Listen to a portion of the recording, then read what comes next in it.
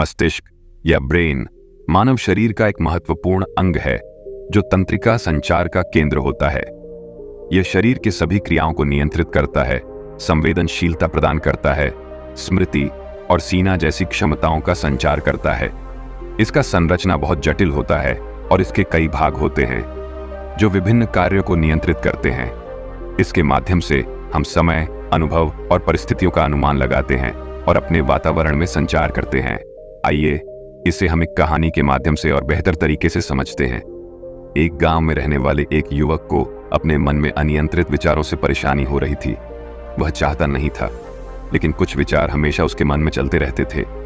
किसी काम में जुटा रहने पर उसके हाथ, पैर और शरीर काम कर रहे थे, लेकिन उसका मन किसी बीती घटना में खोया रहता था। उसने अपने भविष्य के बारे में वायु मंत्र में इरादे बनाने की आदत डाल रखी थी। वह अक्सर सोचता था कि एक दिन मैं यह करूंगा, मैं उसे करूंगा, एक दिन मैं बहुत बड़ा और सफल व्यक्ति बन जाऊंगा। उसके सपनों में वह हमेशा दूसरों से आगे रहता था और अपने आप को एक हीरो के रूप में प्रस्तुत करता था।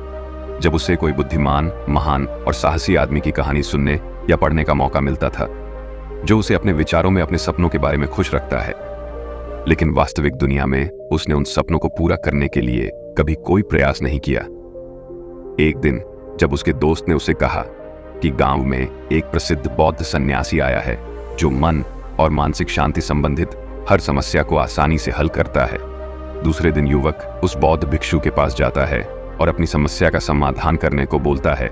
तभी बौद्ध भिक्षु उसकी समस्या को सुनकर उसे उन समस्याओं को दूर करने के लिए उसे कुछ महत्वपूर्ण बातें बताते हैं।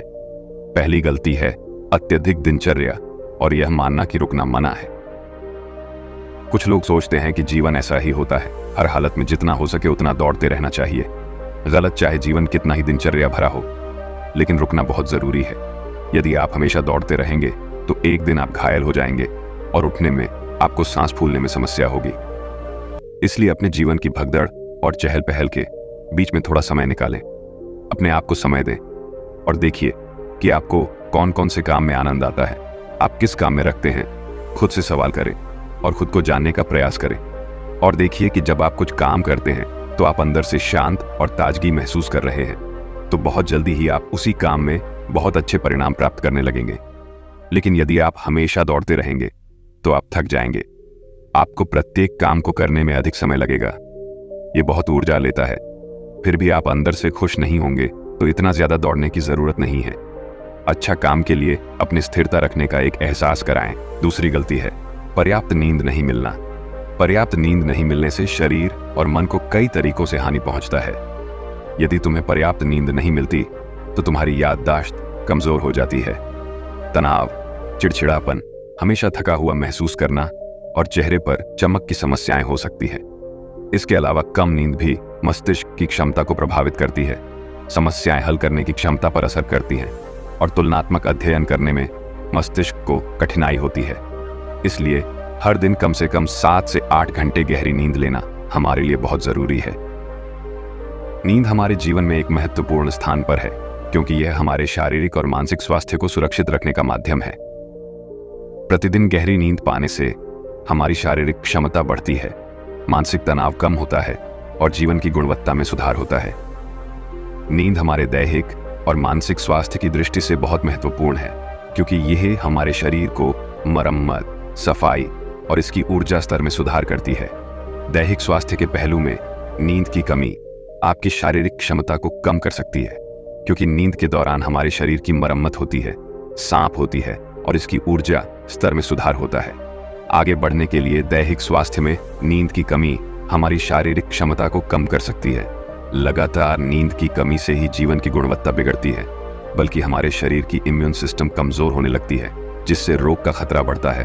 और मानसिक स्वास्थ्य के पहलू में नींद की कमी मानसिक तनाव और चिंता बढ़ा सकती है जिससे आपके दैहिक योजनाओं, निर्णय लेने की क्षमता और उत्साह पर असर हो सकता है।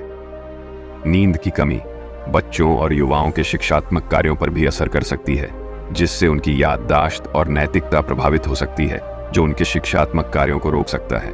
इसके अलावा नींद की कमी आपके व्यक्तिगत जीवन में भी प्रभाव डाल सकती है, जैसे कि आपकी ध्यान, समर्पण और रिश्तों में समस्याएं आ सकती हैं। संक्षेप में, हमारे देश और मानसिक स्वास्थ्य को बनाए रखने में नींद का महत्वपूर्ण योगदान है। तीसरी बात है अपनी बुरी आदत को पहचानना और उसे पूरी तरह से अपने जीवन से हटा देना। प्रत्येक मनुष्य की कुछ ऐसी बुरी आदत होती है जो सबसे अधिक क्षति पहुंचाती है, जो उसको आगे बढ़ने नहीं देती। अब एक आदत कुछ भी हो सकती है, जैसे कि काम को रोकने की आदत, अधिक विचारशीलता की आदत, चिंता या झगड़े करने की आदत। जो भी आदत आपको सबसे ज्यादा क्षति पहुंचा रही है उसे पहचाने और आज से ही उसे सुधारने की कोशिश करें। हालांकि आदतें बदलना इतना आसान नहीं होता है, लेकिन यह सब कुछ बदल सकता है अगर आप में वह दृढ़ संकल्प और सहनशीलता है।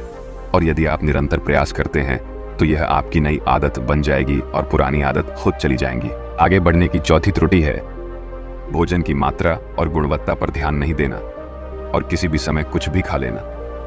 कुछ लोगों की आदत होती है कि वे जीवन में किसी सीमा को छोड़ना चाहते हैं। ये नहीं समझते कि जीवन में कुछ बचता है क्या, जीवन में क्या मजा है, जीवन में कुछ बचता है क्या। कुछ लोग हमेशा खाने की आदत में होते हैं, यहां तक कि वे भूखे नहीं होते हैं, फिर भी कुछ ना कुछ खाते रहते हैं। ऐसे लोगों को लगता है कि अगर उन्होंने जीवन में भोजन की सीमा नहीं लगाई तो जीवन में कुछ बचता ही नहीं है। क्या जीवन में कुछ करने का मजा नहीं है? कुछ लोग भूखे नहीं होते हैं, फिर भी वे खाने की आदत में रहते हैं। बिना भूखे होते हैं तो भी वे कुछ ना कुछ खाते हैं। उन्हें यह लगता है कि यदि वे अपने जीवन में खाने की सीमा नहीं लगाएंगे तो उन्हें जीवन का कोई आनंद नहीं मिलेगा। कुछ लोग सर्वदा खाते रहते हैं, चाहे उन्हें भूख लगी हो या नहीं। वे कुछ भी खाने के लिए हमेशा तैयार रहते हैं। कहीं भी कभी भी कुछ भी खाने का ख्याल आता है, उन्हें यह महसूस होता है कि जीवन में कुछ बचता ही नहीं है यदि वे खाने की सीमा नहीं लगाएंगे। ऐसे लोग न केवल अपने शारीरिक वजन में वृद्धि का सामना कर सकते हैं, बल्कि इससे मानसिक शक्ति पर भी बुरा प्रभाव पड़ता है। आटा, तेल, चीनी और अधिक नमक से बने खाद्य पदार्थों का सेवन शरीर के वजन में बढ़ोतरी को बढ़ावा देता है और कई बीमारियों की उत्पत्ति करता है। इसके अलावा अनावश्यक भोजन का सेवन मानसिक शक्ति पर भी दुश्मनी पैदा कर सकता है, क्योंकि एक बीमार शारीरिक व्यक्ति के मन को भी बीमार बना देता है, जिससे व्यक्ति मानसिक रूप से बीमार होता है और तनाव और चिंता का शिकार हो जाता है। इसीलिए व्यक्ति को भोजन की उचित मात्रा और गुणवत्ता पर ध्यान देना चाहिए। पांचवी गलती, अपनी अंदर अपने आप को आलोचना करना और दूसरों के मुकाबले कमजोर महसूस करना। अगर आपकी आदत है खुद की बुरी तरह बातें कहने की और हमेशा अपनी गलतियों की तलाश में है, तो आपको इसे छोड़ देना चाहिए, क्योंकि इससे आपने अपने जीवन को नर्क बना लिया है। अगर आपने कोई गलती की है तो खुद से कहे कि यह अच्छा है कि मैंने यह गलती महसूस की है। मैं वह व्यक्ति हूं जो अपनी गलतियों से सीखता है और आगे बढ़ता है। ऐसा कहें कि आप उस गलती से कुछ सीख रहे हैं और आगे बढ़ रहे हैं, क्योंकि अपने आप को बुरा बोलने से आपने खुद को उसी जंजीर में बंध लिया है। फिर वह उसे तोड़ने में असमर्थता रहता है और मानसिक रूप से लड़ता और पीड़ा होता है। तो यदि यह आप में है कि आप अपने बारे में बुरा बोलने की आदत है, तो इसे जल्दी ही छोड़ दें, क्योंकि इससे जीवन सुंदर होगा। छठी गलती, जरूरत से ज्यादा वादे करना। आपको वादा करना चाहिए और आपको अपने वादे पर दृढ़ रहना चाहिए। जो लोग वादा करते हैं और उसे पूरा करते हैं, उनकी समाज में अलग ही सम्मान होती है। लोग उन्हें अधिक पसंद करते हैं, लेकिन हमें कभी भी उस वादे को नहीं करना चाहिए जो हम पूरा नहीं कर सकते या जिस पर हमें पूरा करने में संदेह हो। इसके साथ ही हमें यह भी जानना चाहिए कि कैसे कहना है ना। यह आवश्यक नहीं है कि हम उसे करें जो दूसरों ने किया है। हमें हमेशा उनकी आंखों में अच्छा लगने की कोशिश करनी चाहिए। हमें यह भी जानना चाहिए कि कैसे मना कहें। किसी के सारे कामों को करने का प्रयास करने की आवश्यकता नहीं है। हमें मना करने की भी जरूरत है। केवल उतना ही करें जितना आप कर सकते हैं और जितना आपके लिए सहज हो। फिर देखें जीवन में कितनी शांति आती है। सातवां गलती, बुरी यादें और पूर्व के नकारात्मक विचारों से मन को भरना।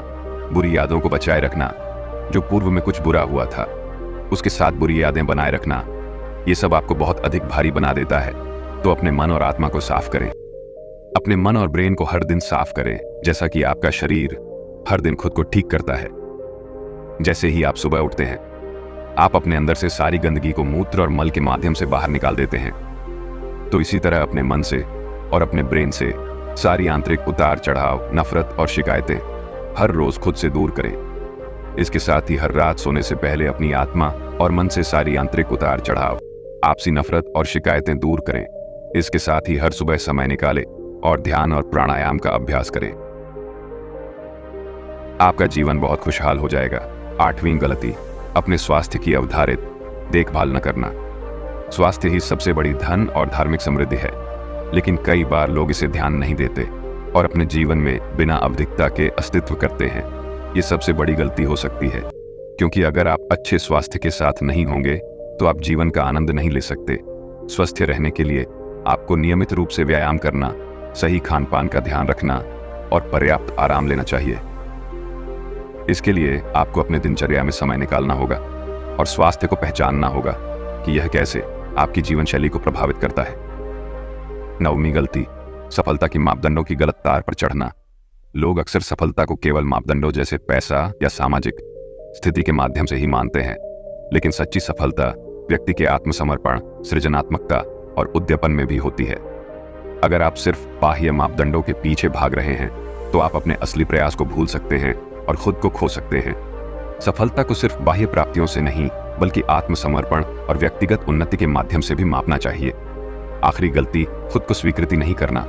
आपको खुद को स्वीकार करना चाहिए, अपनी सफलताओं का आनंद लेना चाहिए और खुद को प्यार करना चाहिए, लेकिन साथ ही अपनी कमजोरियों को भी स्वीकार करें और उन पर काम करें।